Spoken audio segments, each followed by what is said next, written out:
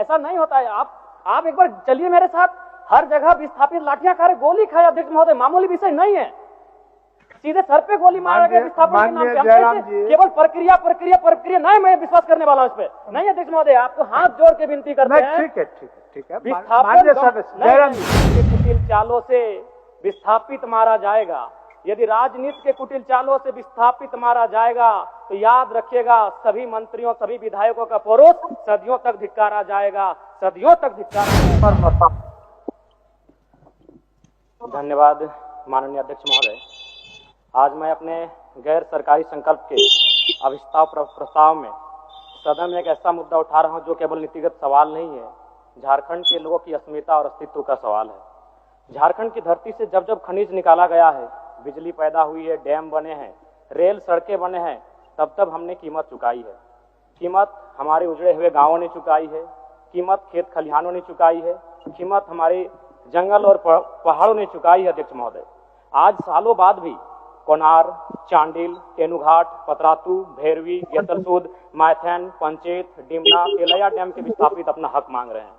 ECL, BCCL, CCL, Tata, TISCO, TELCO, Jindal, HEC, HURL, Hindalco, Dalmia, NTPC, PTPS, KTPS, TTPS, BTPS, CTPS, SAIL, Vedanta कंपनियों द्वारा विस्थापित झारखंडी आज भी न्याय की भीख मांग रहे हैं।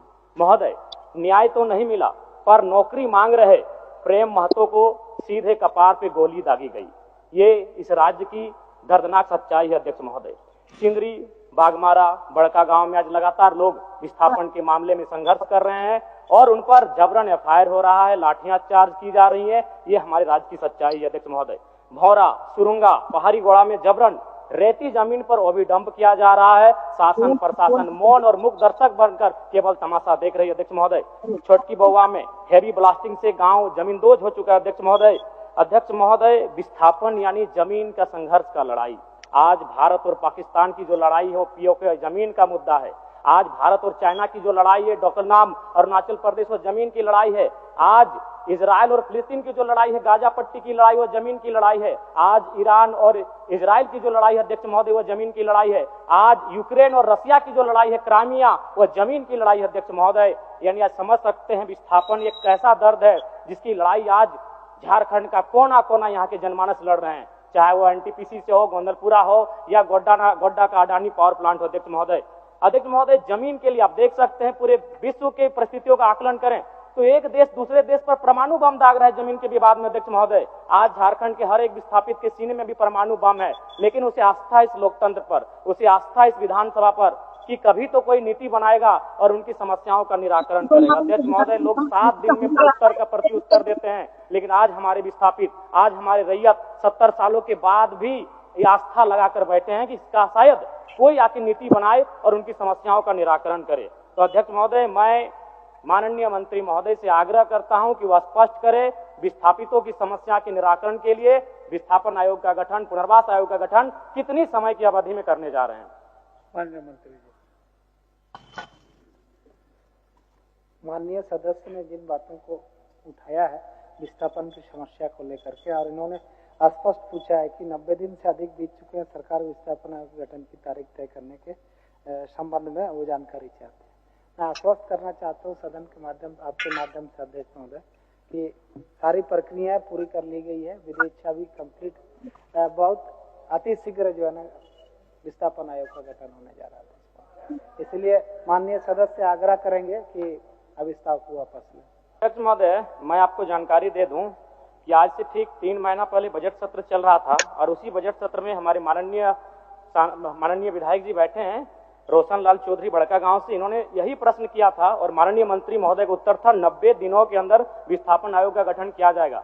तो कैसे मान लिया जाए माननीय मंत्री महोदय, मैं आपका आदर करता हूं, आपका सम्मान करता हूं, आप मेरे बड़े भाई स्वरूप हैं, लेकिन सरकार की कथनी और करनी में बहुत बड़ा अंतर है। अध्यक्ष महोदय, इनका यही सवाल था और माननीय मंत्री महोदय का उत्तर था कि 90 दिनों के अंदर विस्थापन आयोग का गठन कर लिया जाएगा। 90 दिन समाप्त हो चुके हैं, तो मैं कैसे विश्वास करूं कि किन 90 दिनों में आप विस्थापन आयोग का गठन करेंगे। अध्यक्ष महोदय, इसलिए मैं चाहता हूं कि आज वो स्पष्ट कहें कि कब तक इन नीतियों का निराकरण करेंगे।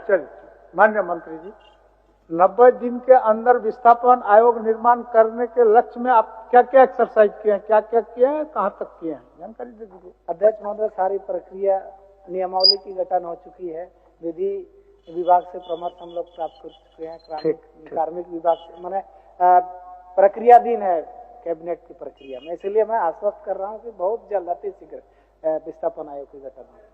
माननीय सदस्य अपना विस्तार वापस करें।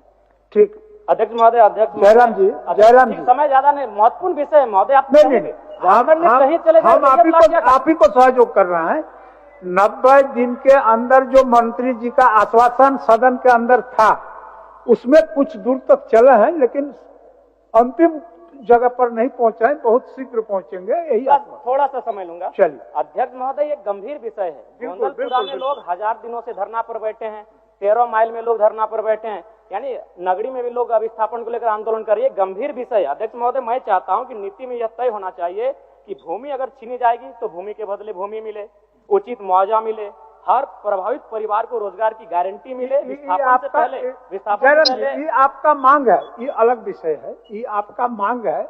आप किसी भी प्लेटफॉर्म में इस मांग को रख सकते हैं, ये अलग विषय है। मैं एक सुझाव देना चाहूंगा। क्वेश्चन आपका है, एक सुझाव, अभिस्ताप जो है, उस अभिस्ताप के परिप्रेक्ष्य में माननीय मंत्री आपको आश्वस्त करेंगे कि कितने दिनों के अंदर ये बाकी जो काम है इसको कर लेंगे। चलिए, बाकी काम जो बचा है हमने तो स्पष्ट कहा अध्यक्ष महोदय, इसमें समय सीमा की बात ही नहीं है, प्रक्रियाधीन है ये कैबिनेट के लिए। बहुत जल्द यथा शीघ्र हम लोग गठन करने जा रहे हैं। हो जाएगा। इसलिए अभिस्ताप को वापस 1 मिनट का समय दे दिया जाए। 1 मिनट बोलिए। मैं माननीय मंत्री महोदय से जो मामले वर्षों से लंबित हैं उनके निष्पादन के लिए ट्रिब्यूनल कोर्ट का निर्माण किया जाए। भारतीय संविधान अनुच्छेद 323 संसद और विधानमंडल को कुछ विशेष विषयों जैसे भूमि सुधार, औद्योगिक विवाद, विदेशी मुद्रा जैसे संबंधित विवादों के निराकरण के लिए। माननीय सदस्य, आपका गैर संकल्प में जो विषय आपने लिखा है उसी के बारे में बोलिए। ये आपका अलग विषय है। अरे रिलेटेड है। हाँ नहीं, ठीक है। ट्रिब्यूनल का संबंध भूमि विवाद से है, विस्थापन से है। इसमें आपको एब्स्ट्रैक्ट जो बने आप चीज लिखे हैं उसी पर वो जवाब देंगे। रिलेटेड है। और विषय देखिए, भूमि विवाद ये अनुसूची आप राज्य जो सूची है उसमें 17 का धारा सेक्शन में है कि वो सरकार, राज्य सरकार उस पर कानून बना सकती है। तो मैं समझ नहीं आ रहा कि माननीय मंत्री महोदय पिछली बार भी 90 दिन का समय मांगे थे। माननीय जयराम जी, जिस विषय को बोल रहे हैं वही विषय को लाए थे हमारा रजक जी, उमाकांत रजक जी, और उसी पर थोड़ा सा भिन्न था वो। ठीक है, करीब सीधा एकदम सीधा ऑब्जेक्टिव माननीय मंत्री महोदय बता दें, ताकि अगला बार, आज जो मैं सवाल पूछ रहा हूं, ताकि अगला बार कोई माननीय सदस्य विस्थापन पर बहस और सवाल ना करे, अपना समय जाया ना करे। बता दें कितने दिनों में स्पष्ट। ये सवाल घुमा फिराकर 2-3 माननीय सदस्य आज लेकर आए हैं।